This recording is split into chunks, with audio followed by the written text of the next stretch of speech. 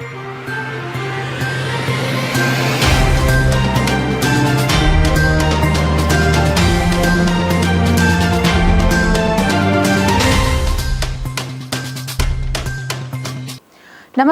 मैं अमृता बस्तर की बात में आपका स्वागत करती हूँ। कोविड का खतरा अभी टला नहीं है। सभी जगहों पर अपनी सुरक्षा का ख्याल रखें, पर्याप्त दूरी बनाए रखें और सैनिटाइजर का प्रयोग अवश्य करें। बिना मास्क लगाए घर से बाहर ना जाएं, साथ ही नियमों से दोनों वैक्सीन जरूर लगाएं। इन नियमों का पालन करें और कोरोना से खुद को और दूसरों को रखें सुरक्षित। इन्हीं बातों के साथ आइए एक नजर डालते हैं आज की हेडलाइंस पर। केंद्रीय जनजाति मंत्री अर्जुन मुंडा ने की वनधन विकास केंद्र धूरा गांव के कार्यों की सराहना। माताओं ने पुत्र की लंबी उम्र के लिए रखा निर्जला हल षष्ठी का व्रत।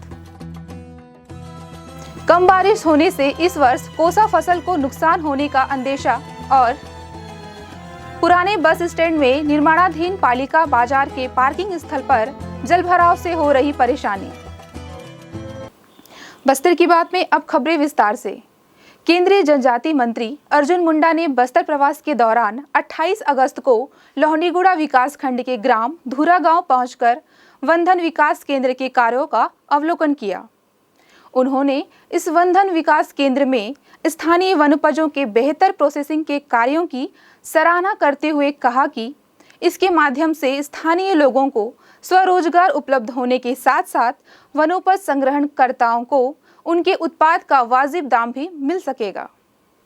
अपने बस्तर प्रवास के दौरान विकास कार्यों का जायजा लेने श्री मुंडा लोहनीगुड़ा विकास खंड के ग्राम धूरा गांव पहुंचे। धूरा गांव वनधन विकास केंद्र का अवलोकन करते हुए तैलीय बीज, प्रसंस्करण कक्ष, प्रोसेसिंग के अलावा इसके पैकेजिंग आदि के संबंध में भी उन्होंने जानकारी ली। इस दौरान केंद्रीय मंत्री श्री मुंडा ने स्टॉल में लगे उत्पादनों का भी अवलोकन किया। प्रोसेसिंग कार्य में लगे स्व सहायता केंद्र की समूह की महिलाओं से बातचीत कर उनकी समस्याओं और मांगों के संबंध में भी श्री मुंडा ने जानकारी ली। उन्होंने इस कार्य में लगे स्व सहायता समूह की महिलाओं को हर संभव मदद उपलब्ध कराने का आश्वासन दिया। श्री मुंडा ने महिलाओं और उपस्थित लोगों को अपने बच्चों की पढ़ाई लिखाई की समुचित व्यवस्था करने और पैसों की बचत करने को कहा। इस दौरान सांसद दीपक वैज, ट्राइफेड के प्रबंध निदेशक प्रवीण कृष्ण और छत्तीसगढ़ राज्य लघु वनोपज के प्रबंध निदेशक संजय शुक्ला भी उपस्थित थे। बस्तर की बात, जगदलपुर। अब खबर छठ को लेकर। छत्तीसगढ़ का पारंपरिक पर्व हल छठ यानी हल षष्ठी शनिवार को विधि विधान के साथ मनाई गई। माताओं ने अपने पुत्रों की लंबी उम्र के लिए निर्जला व्रत रखा और कमर छठ की पूजा की। घर और मंदिरों के परिसर में तालाब निर्मित कर माताओं ने कई छोटी बड़ी रस्में निभाई और पूजा अर्चना कर बच्चों की लंबी आयु की कामना ईश्वर से की। हर वर्ष भादो मास की षष्ठी तिथि को हल षष्ठी व्रत रखा जाता है। इस दिन भगवान कृष्ण के बड़े भाई बलराम का जन्म हुआ था। इस दिन महिलाएं अपने पुत्रों की लंबी उम्र के लिए व्रत रखती हैं। हल षष्ठी व्रत के एक दिन पहले शुक्रवार को बाजारों में भीड़ बनी रही। दिन भर माताएं बाजारों में जाकर पूजन सामग्री की खरीदारी करती नजर आईं।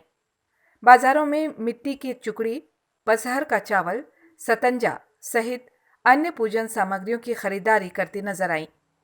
इस पर्व को विभिन्न राज्यों में हल षष्ठी, हल छठ और ललई छठ के नाम से जाना जाता है। महिलाएं इस व्रत को अपने पुत्र की लंबी उम्र और सुख समृद्धि के लिए करती हैं। मान्यता है कि इस व्रत को करने से पुत्र पर आने वाले सभी संकट दूर हो जाते हैं।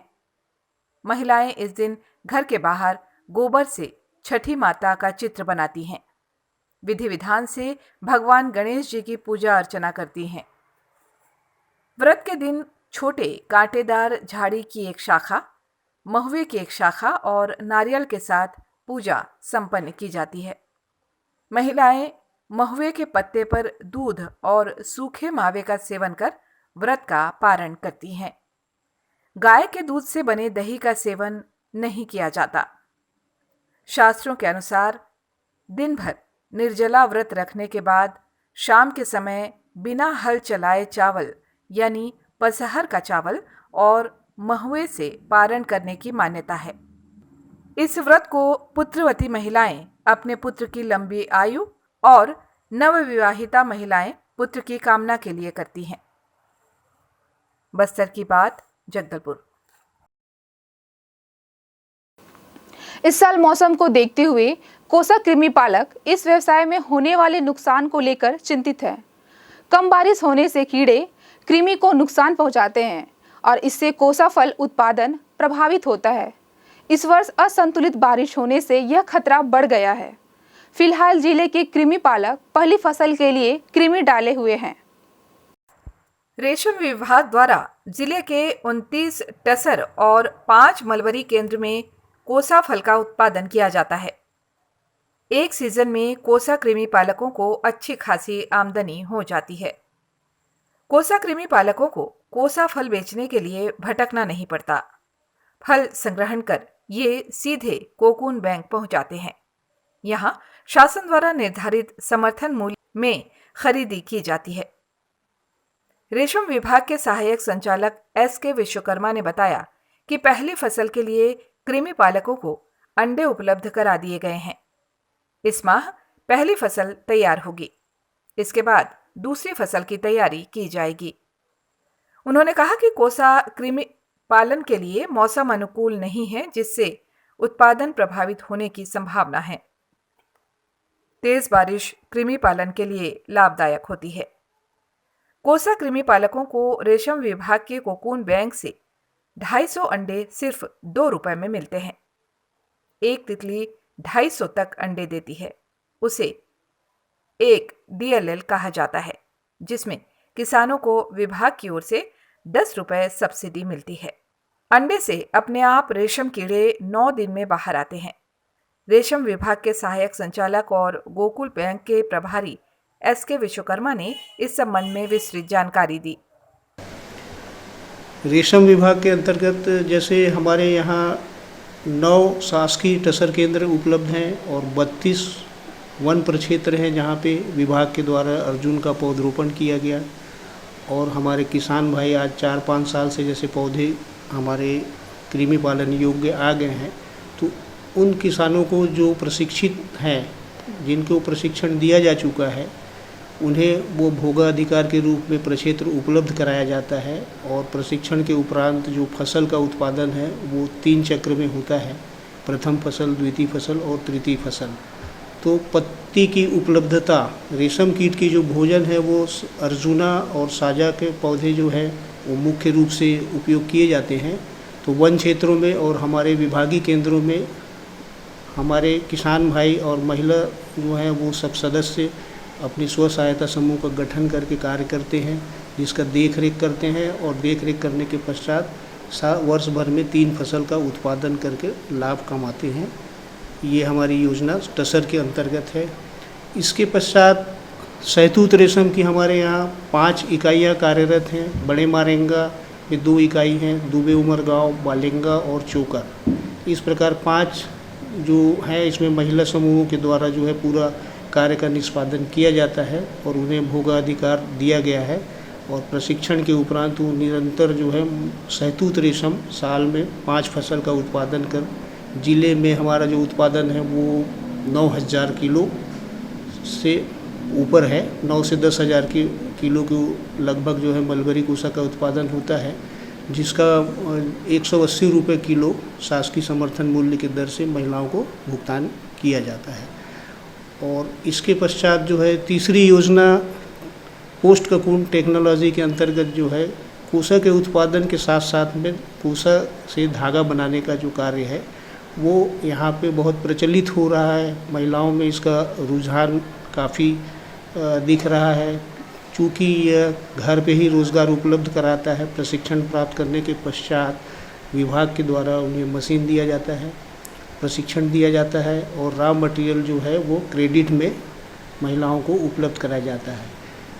महिलाएं माह भर में जो भी धागा का उत्पादन करते हैं वो धागा हमारे यार्न बैंक में यहाँ आता है और प्रत्येक महिलाओं का धागा का यहाँ तौल होने के पश्चात जो राज्य के बुनकर हैं वो उनको आमंत्रित किया जाता है कि आप हमारे यहाँ इस ग्रेड का इस क्वालिटी का धागा उत्पादित है, और समूह से यदि आप धागा खरीदने के इच्छुक हैं तो नेट के माध्यम से, व्हाट्सएप के माध्यम से धागा का सैंपल भेजा जाता है, और जो धागा हमारे बुनकर भाइयों को पसंद आता है वो फिर यहाँ आते हैं और महिला समूह से चर्चा करते हैं, और उस धागे का जो है मूल्य निर्धारण समूह के सामने किया जाता है, और चेक के माध्यम से हम उनका भुगतान प्राप्त करके समूह को उसका भुगतान कर देते हैं। एक हितग्राही को लगभग कितने आर्थिक लाभ हो रहा है? अभी जैसे पिछले वर्ष का हमने पूरा आंकलन किया तो हमारे जिले भर में 1958 किलोग्राम धागा, जिसमें मटका धागा, टसर मशीन का धागा, रील्ड यार्न, और अभी हमने बुनियाद का भी काम शुरू किया है। बुनियाद एक छोटी मशीन नई आई है जिससे भी धागा हम बनाने का काम किए हैं। तो महिलाएं जो है वो माह भर में 25 दिन काम करती हैं, रविवार अवकाश रहता है, तो 25 दिन के कार्य में 6 घंटे का कार्य अवधि रहता है, और 6 घंटे की कार्य अवधि में 8 से 10 हज़ार रुपये तक महिलाएं जो है इनकम कमा रही हैं। कई महिलाएं हैं जो कम काम करती हैं तो 5,000 भी प्राप्त करते हैं, और कुछ अच्छी महिलाएं हैं जो ज़्यादा रुचिपूर्वक काम करते हैं तो 9 से 10 हज़ार रुपये भी मासिक आय कमाते हैं। तो ये क्या है कि स्वयं का जो रोज़गार घर पे ही उपलब्ध हो जाता है, और ये कार्य जो है रीलिंग एक ऐसा कार्य है जो वर्ष भर किया जा सकता है। इसमें कार्यबंदी का कोई गुंजाइश नहीं रहता, क्योंकि रॉ मटेरियल उपलब्ध है, मशीन उपलब्ध है और विद्युत सुविधा उपलब्ध है। इन तीनों चीज़ों के उपलब्ध होने पे हमारी महिलाएं जो हैं वर्ष भर इनको रोज़गार निरंतर दिया जाता है, और उसके सभी हमारे सदस्य जो है काफ़ी प्रसन्न हैं। कोरोना के कारण कुछ तकलीफ़ें हुई थी, जिसमें लॉकडाउन के कारण हमारे जो धागा विक्रय में कुछ परेशानियां आई थी, क्योंकि बुनकर जो है वो राज्य के मुख्य चांपा, बिलासपुर और झारखंड, बनारस के लोग थे, और वो यहाँ आके हमारा धागा नहीं ले पाए थे। इसलिए हमारे यहाँ समूह का जो धागा है वो कुछ दिनों के लिए रुक गया था, लेकिन अब लॉकडाउन खुलने के बाद जो है धीरे धीरे जो है वो धागा का विक्रय जो है वो कुल मिला के पोशाक के व्यवसाय में जी लॉकडाउन का कितना असर पड़ा है? लॉकडाउन में भारत की अर्थव्यवस्था में तो जितने भी व्यवसाय हैं सभी पे कुछ न कुछ असर पड़ा। हम लोगों ने भी, हमारे विभाग की जो गतिविधियां हैं उस गतिविधियों में हमने भी देखा कि लॉकडाउन में हमारा कुछ कार्य बंद था, मार्केटिंग का प्रॉब्लम आया, उत्पादन में जो थे हमारे कृमि पालक थे जो वो उसमें 10 से 20% का लगभग जो है कमी देखने को महसूस हुआ। तो उत्पादन तो थोड़ा फर्क पड़ा है उससे। नगर के हृदय स्थल पुराने बस स्टैंड के पास वर्षों से पालिका बाजार के निर्माण का कार्य चल रहा है, जो अब तक पूरा नहीं हो पाया है। व्यावसायिक परिसर के नीचे पार्किंग बनाई गई है, लेकिन इस पार्किंग स्थल पर प्रतिवर्ष बारिश के दौरान लगभग 3-4 फीट तक पानी भर जाता है, जिससे जल जनित रोग फैलने का खतरा बढ़ गया है। सामने की 8 दुकानें निविदा पर उठ गई है, और व्यावसायिक परिसर में ट्रांसफार्मर स्थापित किए जाने के बाद शीघ्र ही इन दुकानों का आवंटन कर दिया जाएगा। ऐसे में इस जगह पर जल भराव की स्थिति से आम लोगों और व्यवसायियों को परेशानी हो सकती है। इस संबंध में नगर निगम आयुक्त प्रेम पटेल ने बताया, पालिका बाजार जो है अपना जो पुराना बस स्टैंड में, वो उसमें जो ग्राउंड फ्लोर के जो सामने की दुकानें हैं उसका घोष विक्रय होकर पैसा जमा कराया जा रहा है, और व्यापारियों के साथ 5-6 महीने पहले बैठक हुई थी, तो जो उनकी प्रमुख मांगे थी वो सब हमने लगभग कर लिया है। अब उनको हम हैंडओवर दे देंगे। उनका भी सामान्य सभा से अनुमोदन हुआ है उनको व्यवस्थापन देने का, उनसे भी पैसा जमा कराया जा रहा है। इस प्रकार से ग्राउंड फ्लोर में तकरीबन 20 दुकानें हैं जो आज के समय आवंटित होने की स्थिति में है। साथ में फर्स्ट फ्लोर में जो छत्तीसगढ़ शासन की महती योजना है, जिसको बोलते हैं कम्युनिटी डायग्नोस्टिक सेंटर, जिसमें गरीब लोगों को कम दाम पे जो गंभीर इलाज के लिए जो अपने को टेस्टिंग करानी पड़ती है चिकित्सा वाली, उसके लिए फर्स्ट फ्लोर में परियोजना आ रही है। उसका टेंडर भी हो गया है, निर्माण के जो कुछ करना है उसका भी कार्य हो रहा है। इस प्रकार से आप देखेंगे कि 1 से 2 महीने में जो हमारा पालिका बाजार जो पुराने बस स्टैंड में है उसमें काफ़ी हलचल और एक्टिविटी दिखेगी, जिससे कि आने वाले समय में वहाँ पर व्यावसायिक गतिविधियाँ प्रारंभ हो जाएंगी, और उसमें कुछ जो भी आवश्यकता रहेगी निगम की तरफ से पूरा प्रयास किया जाएगा कि सभी जो चीज़ें हैं वो अच्छे से प्रदान किए जाए, जिससे कि हमारा एक जो पुराना बस स्टैंड जो पहले काफ़ी नामी था, जिसको हम पालिका बाज़ार पर डेवलप किए हैं, उसके लिए हमने व्यवस्था अस्थायी रूप से अभी कर रहे हैं कि वहाँ पर एक छोटा सा गड्ढा खोद के उसमें टुल्लू पंप अगर लगा के लगातार पानी को उसमें से अभी निकाला जाएगा, और जैसे ही बारिश का मौसम ख़त्म होगा तो उसको ट्रीटमेंट करके और उसकी जो मजबूती को बढ़ाई जाएगी, और बाकी इंजीनियर जो हमारे हैं उनसे और सलाह लेके क्या अच्छा किया जा सकता है वो जनहित में निश्चित ही पूरा हम लोग आने वाले समय में 5-6 महीने पूरा करके बाज़ार को ज़्यादा अच्छे से मजबूत बनाने का प्रयास करेंगे। सर, उसके बाजू में जो पान ठेले वाले हैं, चाय ठेले वाले हैं, उन्हें भी दुकान आवंटित की गई है, तो उनके विषय में कोई स्थायी व्यवस्था? हाँ नहीं, अभी वह वर्तमान में जैसे कोरोना का समय है और उनका व्यवसाय वहाँ पर काफ़ी दिनों से जैसे CSP ऑफिस और हमारे पालिका बाज़ार के बीच में संचालित है। तकरीबन 6-7 जो पानी जैसे पान के और दुकान है, ठेले वगैरह हैं, तो उनका व्यवसाय है अभी, क्योंकि कोरोना का समय तो ज़्यादा अपन उसमें कोई चेंजेस नहीं करेंगे, लेकिन भविष्य में उनको निश्चित ही व्यवस्थापित करने का प्रयास किया जाएगा, जिससे कि उनको व्यवस्थित दुकान मिल सके और शहर को भी, जैसे वो बहुत ही महत्वपूर्ण चौक है, तो उसकी सुंदरता भी बढ़ेगी। वक्त हो चला है छोटे से ब्रेक का। ब्रेक के बाद मिलते हैं और खबरों के साथ।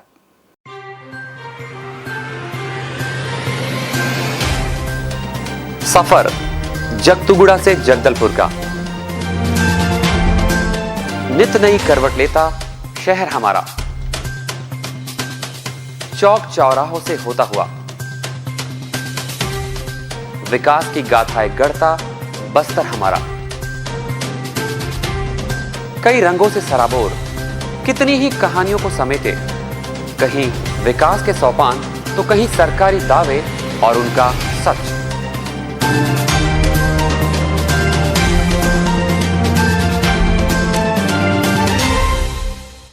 आतंक से दहलते जंगल, जमीन और जीवन, साहस और धैर्य से करवट लेती जिंदगी, राजनीति की चौसर के जाने अनजाने दांव, व्यवस्था की खूबी, कमी और खामी, खूबसूरत नजारे। अब होगी हर बात हमारे साथ, बस्तर की बात।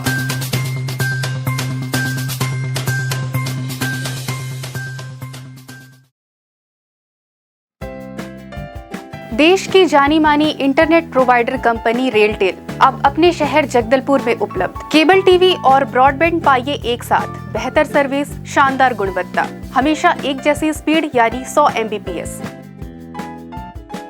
लॉन्चिंग अवसर पर पाइए विशेष छूट, राज्य के शासकीय कर्मचारियों हेतु 10% की छूट, साथ ही रेलवे कर्मचारियों के लिए विशेष छूट का प्रावधान।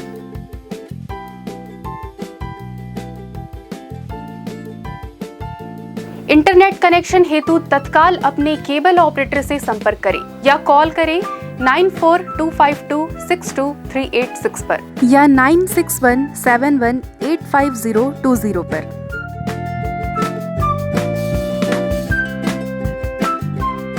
ब्रेक के बाद आपका स्वागत है बस्तर की बात में। आइए चलते हैं खबरों की ओर। चंद्रपुर जिले के जांजगीर चांपा के बच्चों द्वारा जगदलपुर के CRPF जवानों के लिए राखियां भेजी गई है, जो शनिवार 28 अगस्त को जगदलपुर पहुंची।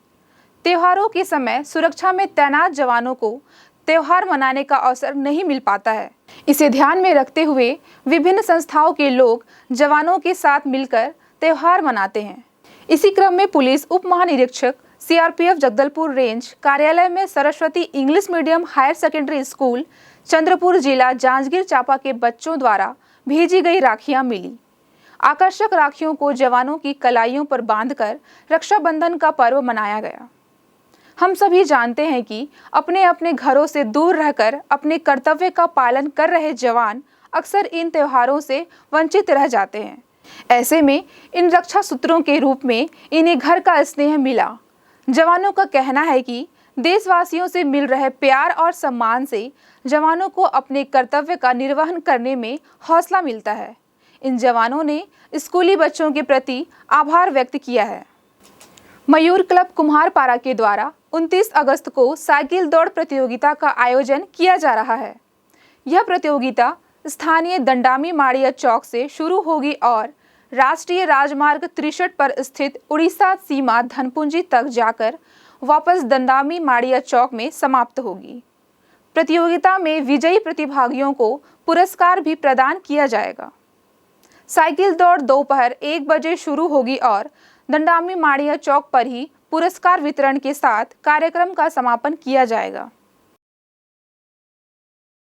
अंचल की संस्था स्वर संगीत म्यूजिकल ग्रुप के कलाकारों द्वारा शुक्रवार को प्रसिद्ध पार्श्व गायक मुकेश की पुण्यतिथि पर संगीतमय कार्यक्रम के साथ उनका स्मरण किया।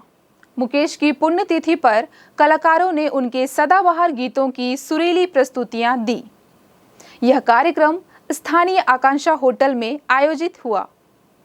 कार्यक्रम का शुभारंभ मां सरस्वती और मुकेश के छायाचित्र पर माल्यार्पण और दीप प्रज्वलित कर किया गया। मुकेश के सदाबहार गीतों से कलाकारों ने समा बांधा और देर रात तक गीतों की झड़ी लगी रही। कार्यक्रम का संचालन प्रशांत दास ने किया। चलते चलते आइए फिर एक नजर डालते हैं आज की हेडलाइंस पर। केंद्रीय जनजातीय मंत्री अर्जुन मुंडा ने की वनधन विकास केंद्र धूरा गांव के कार्यों की सराहना। माताओं ने पुत्र की लंबी उम्र के लिए रखा निर्जला हल षष्ठी का व्रत। कम बारिश होने से इस वर्ष कोसा फसल को नुकसान होने का अंदेशा और पुराने बस स्टैंड में निर्माणाधीन पालिका बाजार के पार्किंग स्थल पर जलभराव से हो रही परेशानी। बस्तर की बात में आज सिर्फ इतना ही। फिर मुलाकात होगी कुछ और खबरों के साथ। नमस्कार।